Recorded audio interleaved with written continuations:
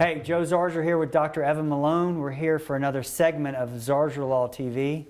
In this episode, we're going to talk about medical malpractice as the category of tort. But specifically, we're going to talk about informed consent. Just from a legal standpoint, obviously everybody knows medical malpractice deals with personal injuries that occur in the medical setting at the hands of a healthcare practitioner. Informed consent is an area of tort law and medicine where you're basically dealing with the information process prior to a procedure. Dr. Malone is a board-certified internal medicine physician, that works with us at the firm here, and I'm going to have him, from a medical standpoint, sort of define what informed consent is and what it's not. Yeah.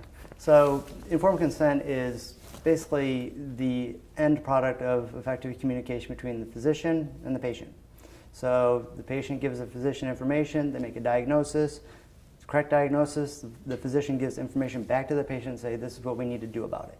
And so there should be some interplay there, some questions that you have answered. What are my options? What are the risks of whatever? That's just information. Yeah. So the consent part hadn't happened yet, right? Exactly. Okay. So all this has to happen before the consent. Like I said, that's the end product. Right. So you have to have the whole discussion. So, many times, I've seen it before, is there's an order on the chart. It says consent the patient for X, Y, and Z procedure. And the doctor signs it, and then the doctor doesn't go in the room to get the consent. Some nurse goes in, or someone in the medical staff, and has the patient sign this form, and they don't know what they've signed. So you have no idea what the discussion was leading up to that point. It may have happened in the office before getting to the hospital, ideally, but as a patient, you need to understand that there's a whole lot leading up to this, and so you have the right to ask the questions, just as the same the physician has the right to have the proper information given to him or her, to make this diagnosis and come up with a plan of care. So the big thing is understanding what your diagnosis is, what the planned treatment is, what are your options, and what are the risks. And if you look at any of these forms, the risks are going to have this whole long list of all, you can die, you can get an infection, you can bleed. Ask what the common outcomes are for this. What are you worried about, doctor? What do you see most commonly? They're always going to say there's always the bad one that they had. But what do you see most commonly? What can I expect? You manage the patient's expectations appropriately. And from a legal standpoint, informed consent is consent that you give to a procedure after you've been informed of the procedure or procedures.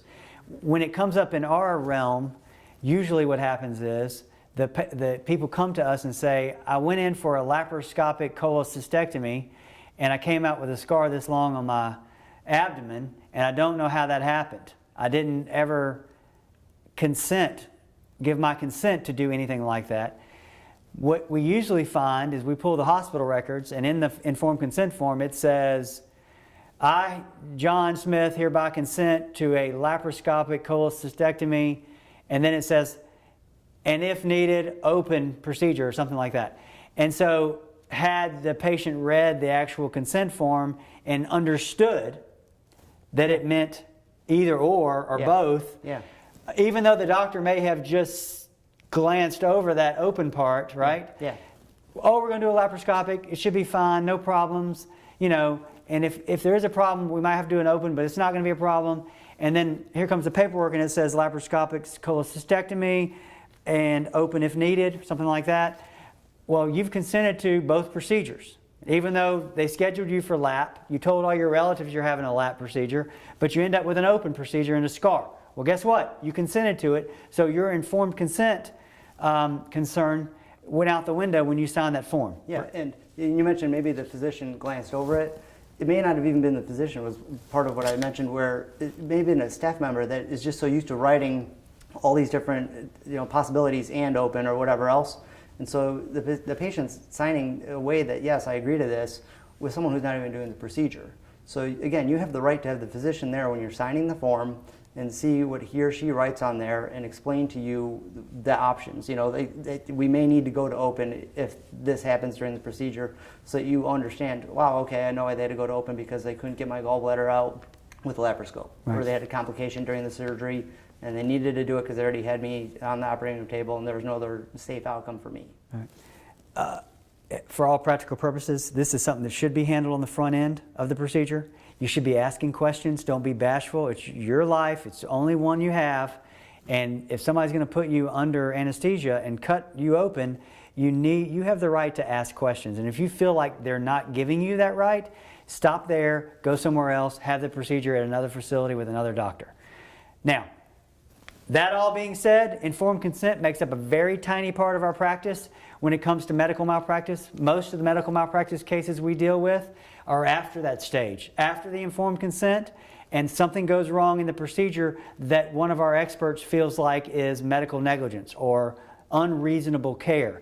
So if you or your loved one has a situation where you feel that there was medical malpractice, medical negligence, we're happy to evaluate that. We evaluate hundreds, if not thousands of cases every year.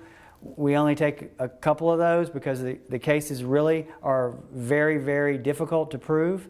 And we want to make sure that we deliver for the client. So out of all the bad results that occur, medical malpractice cases are few and far between when they come as far as being successful. So if you or a loved one has a medical malpractice question, you can find us on the web at zarzaurlaw.com, or you can call us at 855-HIRE-JOE. Thank you.